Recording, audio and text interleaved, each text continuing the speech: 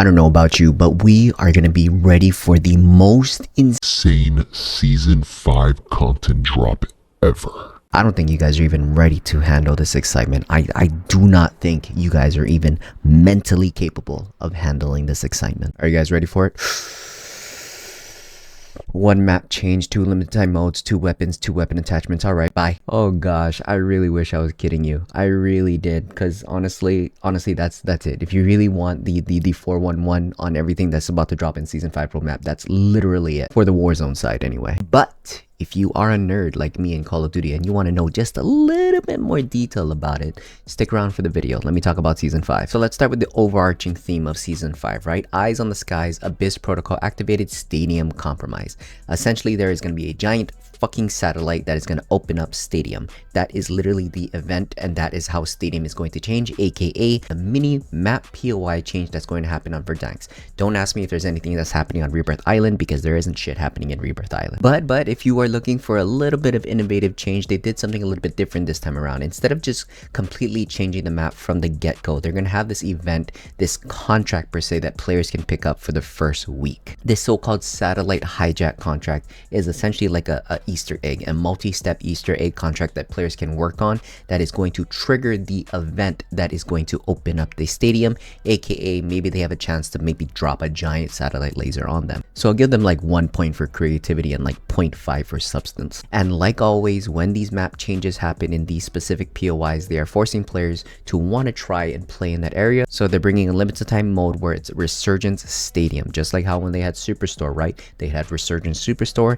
now this is Resurgence Stadium. So when it comes to creativity and innovation, 0. When it comes to copy pasta shit, like 10. But when it comes to those limited time modes, I think they kind of redeemed themselves. They have this new limited time mode called Deadline. Essentially, it's like Resurgence or Plunder per se. It's quads. You're going to play it on the big BR map where teams are not eliminated by losing the entire squad. They are eliminated by not having enough points. This mode is going to be consisting of both players and bots. And the way that you get points as a squad is by getting eliminations, by killing real players or bots, or doing contracts, or looting crates, or spending money at the buy station. For each circle collapse, the team that has the lowest points is going to be eliminated at the end of that circle collapse. So in essence, it's honestly like Plunder. It's like Plunder where the squad actually works together to actually get money, rather than testing weapons, rather than testing cheats. My objective Warzone players are going to love this mode. The players that only want to get kills is not going to like this mode. No, scratch that. The high kill bomb players will enjoy this mode, because they're gonna boast about their high kills by them essentially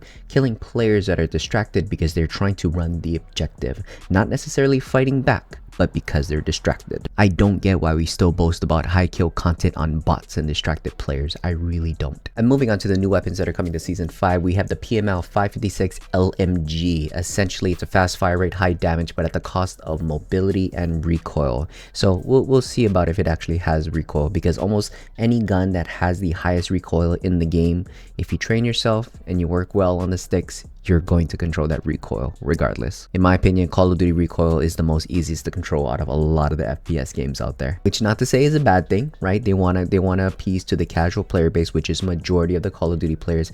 At the end of the day, players want to have fun, right? They don't want to nerd out and have it do the ultimate recoil control like how we talk about in my previous videos. They just want to enjoy the game, get on and play. So I totally get it, guys, okay? Don't come at me. Next weapon is going to be the ABR A1, aka the STB. This AR is coming and making its return, but it is a 3-round burst shot AR. This is going to have moderate recoil and range with moderate damage, and is going to have a full auto mod capability. In my opinion, I was never really a fan of any burst guns, because a lot of the burst guns, the bullet spread is too spaced out, so a lot of the tracing is very hard to do it at a distance, and as well as trying to match that with your latency. Spread shots with additional latency hit reg, nah, not a good combination for me. Then we're gonna have a new melee weapon, which is the boxing gloves. Now give me a second, guys, take a look at this picture right now. Tell me not, if you are a Dead Rising fan, if you played any of the Dead Rising games, tell me not this does not look like Frank with the boxing gloves. You cannot tell me that it does not look like that. Just Google Frank photographer Dead Rising, you'll see exactly what I mean. And the last weapon, we have the new secondary, the Grave Mark 357 revolver. Now,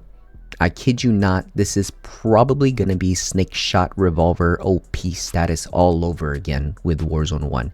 If it is, I'm kind of mad but happy at the same time, because this was a sexy gun to use to being on the killing end, but this was also an annoying gun to be on the receiving end. Let me know in the comments below of how mad you got by getting shot with these snake shot revolvers. Then the next two special weapon attachments is going to be for the 9mm pistol. It is essentially just an extended barrel that brings additional high damage range and high damage to the head. Then we're going to have a Hellcat magazine that's going to be for the PPSH SMG. It's just essentially a high magazine account attachment, just like the same mag barrel for the PP919. But the main thing that I want to talk to you about in Season 5, you see how I had to kick up my foot for this, is the Warzone Solos playlist issue, right? Remember in Season 4, they removed regular solos and they replaced it with solo casuals. And what's crazy is that despite the community getting mad about that, I was kind of mad myself, because they could literally add Warzone solos and casual Warzone solos right next to each other, in which they did later in the season. They mentioned that in their data, when players jumped over into Warzone solos casuals, it was played 3 times more than the regular solos mode. We can chalk it up to the, oh, you know, it's solos, that's the only solo mode, where is the other solo players gonna go? That is true. But why is there more solo playtime in Warzone casual solos compared to the regular solos mode? Then later in the season, they tested it both, where they allowed regular solos and solo casuals. And guess what? Players still had more playtime on solo casuals compared to the regular solos. But I didn't want to jump to conclusion, right? I did take a look at Twitter, I did take a look at X to see what players were saying about that change in the Season 5 roadmap notes. And all of it concluded to the idea that, hey, this is how fun it would be if SBMM was gone, right? Just instead of doing just solos casuals, remove SBMM, everyone is going to be happy, right? Remember guys, Call of Duty is not only just a game, it is a business that needs to thrive. Majority of the player base is casual players. I would like to see I'm in the minority. I'm a player that likes to try hard. I'm a player that likes to get a lot of kills, that likes to get a lot of wins, that likes to have a challenge, right? But I need to see it from a business perspective. They cannot cater to the minority, because what is giving Call of Duty more playtime, more money spent in the bundle shops is not the minority. It's the casual majority player base. I'm not glazing Activision, I'm just glazing that they understand how business works. So let me give you a simple one right here, okay? Activision has 1,000 players to attend to. 99% is the casual, 1% is the minority. If 99% of 1,000 is 990 and each player spent $100, that comes out to $99,000. But wait, if you support the minorities, they might spend more. So let's take the 10 out of the 1,000, and instead of them spending $100, say they spend $200. You know how much more they make on that 10? $2,000. Now, as a business, what are you gonna pick? Pleasing the 990 and making $99,000, or pleasing the 10 and making $2,000? But I digress, guys. That's what I'm just saying, that players need to understand of why Call of Duty makes certain decisions in this game. So based on this data, what they concluded is that for Season 5, they're gonna have both modes still, regular solos and solo casuals, but only for 48 hours. After the 48 hours, regular solos is only gonna be available in North America and Europe, while solo casuals is still gonna be available everywhere. Why? Because that has the larger player count, that has the larger player time. At the end of it all, guys, I'm just happy that majority of the player base is having fun. That's the main thing. I can't tell you how many comments that I've received of older gamers and gamers who haven't played Call of Duty for a while come back to the game because it's becoming fun again. Sure, we can say they're having fun because they're killing easier players because it's easier for them. So what? Well, why does it matter to you? Why does it matter on how a player is going to have fun in Call of Duty? Don't take that to heart, cheaters. I know y'all are going to say, oh, you know, well, that's how I want to have fun. I want to cheat, blah, blah, blah, blah. Shut the fuck up.